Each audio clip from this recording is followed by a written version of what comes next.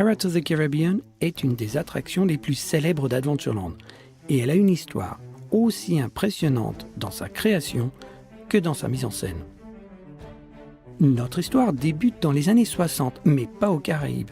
Tout commence à la Nouvelle-Orléans. Walt prévoit d'agrandir son parc Disneyland avec un tout nouveau land appelé New Orleans Square. Dans les rues inspirées de celles de la Nouvelle-Orléans, Walt veut créer une attraction appelée The Thief Market, le marché aux voleurs. Un peu comme notre passage enchanté d'Aladin, on permettrait aux visiteurs de déambuler entre des scènes statiques. Mais Walt et ses Imagineers sont arrêtés dans leur élan pour travailler sur 4 pavillons pour l'exposition universelle de New York qui va se tenir de 1964 à 1965.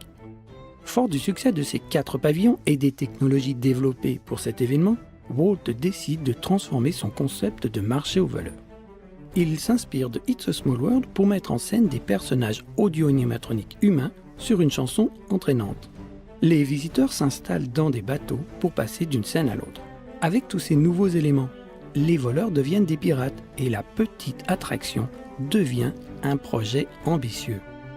Rappelez-vous que normalement, une attraction Disney naît d'un film.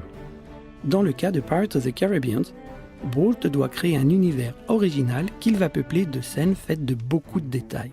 Tellement de détails que même les Imagineers pensent qu'il y en aura trop, car personne ne peut tout voir en une seule visite. Mais c'est exactement l'idée de Walt.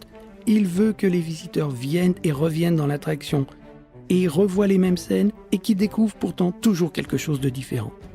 Et Walt avait raison, car l'attraction est si détaillée qu'elle a servi d'inspiration pour une franchise de films qui porte son nom, Pirates des Caraïbes.